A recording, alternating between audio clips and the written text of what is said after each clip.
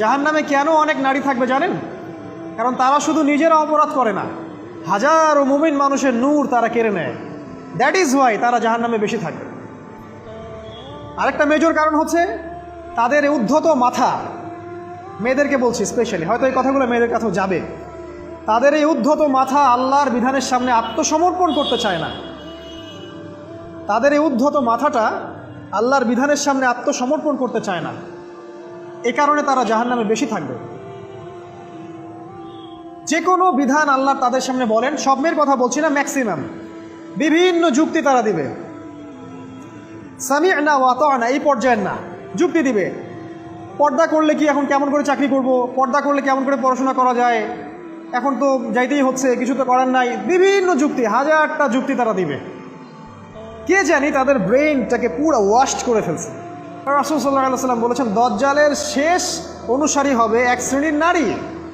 মাশাআল্লাহ, দজ্জালের শেষ অনুসারী হবে এক শ্রেণীর নারী।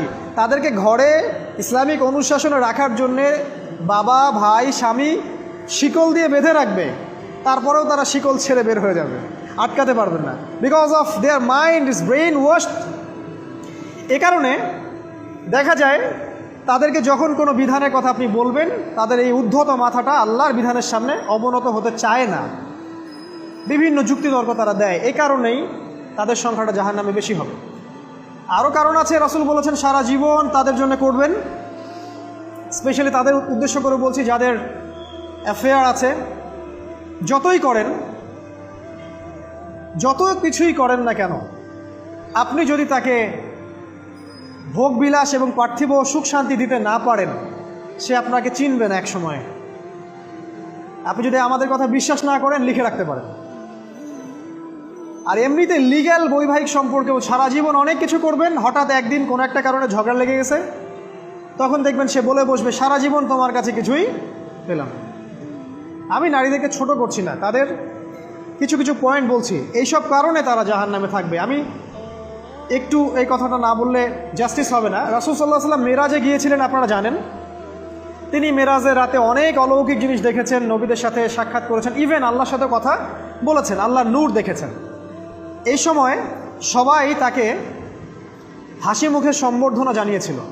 যার সাথেই দেখা হয়েছে তার সাথেই তিনি হাসি মুখে অভ্যর্থনা তাকে জানিয়েছে, আসসালামু আলাইকা আইয়ুহান নবী, সবাই বলেছে হাসি মুখে। একজন মালাক, একজন ফেরেশতা তাকে দেখে হাসেননি, একজন। আপনারা কি জানেন? রাসূল সাল্লাল্লাহু আলাইহি ওয়াসাল্লাম অবাক হয়েছিলেন। তিনি বলেছিলেন যে ইয়া জিবরিল, ওর চেহারাটা এত গম্ভীর কেন, সে আমাকে দেখে হাসছে না কেন, তার মুখে হাসি নাই কেন? জিবরিল আমিন বলেছেন যে তার নাম হচ্ছে মালাক, সরি তার নাম মালিক, তার নাম মালিক, সূরা যুখরুফের মধ্যে আছে, তার নাম মালিক। যেদিন থেকে আল্লাহ জাহান্নাম সৃষ্টি করেছেন, সেদিন থেকে তাকে জাহান্নামের দায়িত্ব দিয়েছেন, অর্থাৎ জাহান্নামের হেড অফ ডিপার্টমেন্ট, ইনচার্জ। সেদিন থেকে তার মুখের হাসি উঠে গেছে। আমরা দোয়া করি আমরা যেন তার সাক্ষাৎ না পাই। তার কাছে পারমিশন নিয়ে রাসূল সাল্লাল্লাহু আলাইহি ওয়াসাল্লাম জাহান্নামের দিকে তাকিয়েছিলেন, ভিতরে দেখেছেন কি আছে। তিনি পরে যা ব্যাখ্যা করেছেন তা হলো, আমি দেখলাম সেখানে খালি মেয়ে আর মেয়ে, সেখানে খালি নারী আর নারী। এই হাদিসটা আপনার মাকে বলবেন, আপনার বোনকে বলবেন, আপনার মেয়েকে বলবেন, আপনার স্ত্রীকে বলবেন। এই হাদিসটা যদি কারো হৃদয়ের মধ্যে গেঁথে যেতে পারে, তার দ্বারা অন্যায় করা সম্ভব না। কিভাবে একটা মেয়ে সব কিছু উন্মুক্ত করে ঘুরতে পারে যখন অলরেডি তার আত্মা জাহান্নামে জ্বলছে, অলরেডি, কারণ ভবিষ্যৎ তো আল্লাহ জানেন। যেমন উমর রাদিয়াল্লাহু আনহু এর ঘর জান্নাতে আছে, রাসূল সেটা দেখে আসেন নাই? এসে উমর ইবনুল খাত্তাবকে বলেছেন না যে আমি দেখে আসছি তোমার ঘর, আমি ঢুকিনি তোমার ঘরে তোমার আত্মসম্মানের কারণে। তার মানে তিনি পৃথিবীতে বিচরণ করছেন, ঘর তো জান্নাতে অলরেডি তৈরি হয়ে আছে। মেয়েরা দিব্যি ঘুরছে এভাবে, এবং তারা মোটেও সচেতন না তাদের ঘর হয়তো বা জাহান্নামে রেডি। আর আমাদের এই so called modern western civilization এদেরকে ব্রেইন ওয়াশ করে দিয়েছে। তারা বাজার করছে, তারা নগ্ন হয়ে ঘুরছে, কাপড় পরেও তারা নগ্ন থাকছে, তারা মডেলিং করছে, গান গাচ্ছে, নৃত্য প্রদর্শন করছে, মিডিয়া আসে, তার দেহ লক্ষ লক্ষ কোটি কোটি মানুষ দেখছে, হাজারো মানুষের নূর চলে যাচ্ছে। অন্যের নূর নষ্ট করে জান্নাতে যাওয়া যাবে না। রাসূল সাল্লাল্লাহু আলাইহি ওয়াসাল্লাম যে আলামতগুলো বলেছেন তার মধ্যে অন্যতম একটা আলামত হচ্ছে শেষ জামানায় মেয়েদের সংখ্যা বাড়বে, ছেলেদের সংখ্যা কমে যাবে। ইভেন একটা ছেলে 40টা মেয়ের দায়িত্ব নিবে। এটা আবার ভাববেন না 40টা ওয়াইফ, মা, খালা, নানি, ফুফু সব মিলায় 40। আর সামনে যে মহাযুদ্ধটা হতে যাচ্ছে এরপরে এরকমই একটা অবস্থা হবে যে ছেলেদের সংখ্যা পৃথিবীতে থাকবে না, খুব কম, এবং বেশি বেশি মেয়ে একটা ছেলের কাঁধে চলে আসবে। এখন অবশ্য আমাদেরকে ওই যে পশ্চিমারা শিখিয়েছে একটা ছেলে একটা মেয়েকে বিয়ে করবে। জেনা অনেকজনের সাথে করতে পারে, বাট বিয়ে একজনকেই করতে হবে। এখনও যদি কোনো হুজুর বা কোনো ব্যক্তি, হুজুর না, কোনো আলেম, কোনো স্কলার বা যে কোনো ব্যক্তি দুটা বিয়ে করে, মানুষ মনে করে something is wrong, something is wrong with him. এই লোকের কোনো সমস্যা আছে মনে হয়, এর মানে চরিত্র ভালো না, এর মনে একটা দিয়ে আকাঙ্ক্ষা পূরণ হয় না, something is wrong with him, তাই না? এই চেতনাটা দজ্জাল শিখিয়েছে এদেরকে। একটা ছেলেকে তৈরি করা হয়েছে সে যেন অনেকগুলা মেয়েকে বিয়ে করার ক্ষমতা রাখে, এভাবেই তাকে তৈরি করা হয়েছে। নাহলে আল্লাহ কখনোই 4, 3, 2 বলতেন না। হ্যাঁ, যদি আমি সমতা করতে না পারি তাহলে কি একটা কথা বলি, এই সাবজেক্টটা আপনাদেরকে হয়তো কেউ পড়ায় না। একটা বিয়ে করেও একটা ছেলে মিলকেল ইয়ামিন রাখতে পারে। মিলকেল ইয়ামিন মানে হচ্ছে দক্ষিণ হস্তের মালিক। মেয়েটাও জানবে আমি মিলকেল ইয়ামিন, ছেলেও জানবে সে আমার মিলকেল ইয়ামিন। এভাবেও একটা ছেলে একটা মেয়ে সিকিউরিটি, শেল্টার, ফুড সব কিছু পেতে পারে।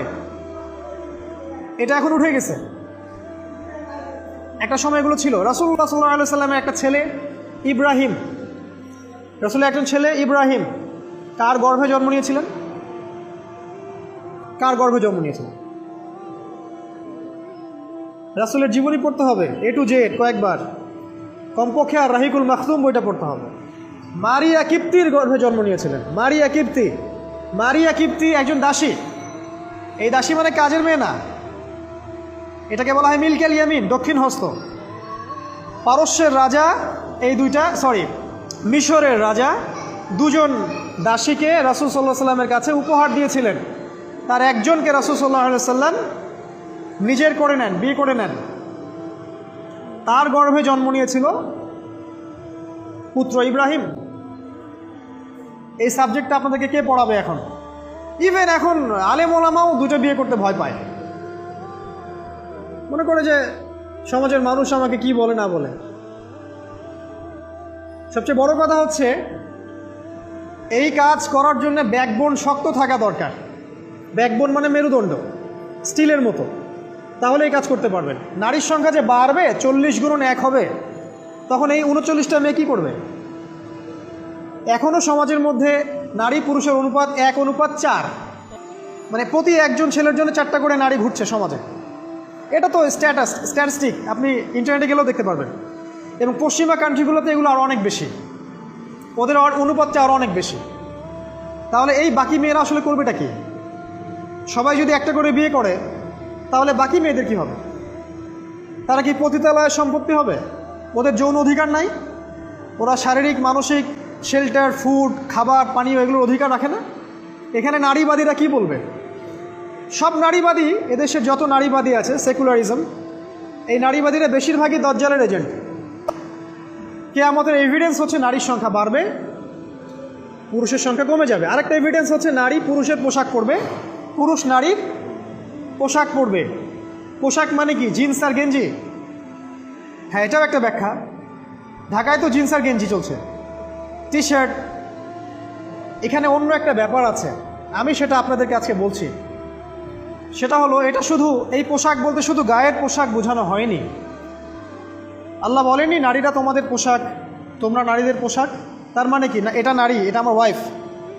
নো, কোরআনের আয়াত এবং হাদিসের আয়াতগুলো দুই রকম।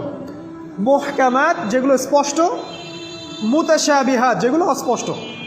যেগুলোকে তাউইল ব্যাখ্যা করতে হয়। আর তাউইল কারা করবে? যাদেরকে আল্লাহ জ্ঞান দিয়েছেন তারা করবে, সবাই করবে না। তাউইল করার পরেও তারা বলবে আল্লাহই ভালো জানেন। এই জন্য আমি বলছি আল্লাহই ভালো জানেন, কিন্তু আমার ব্যাখ্যা হচ্ছে যে এখানে পোশাক বলতে বোঝানো হয়েছে যে মেয়েরা সামাজিক, অর্থনৈতিক, রাজনৈতিক সমস্ত ক্ষেত্রে ছেলেদের নেতৃত্বের আসন নিয়ে নিবে।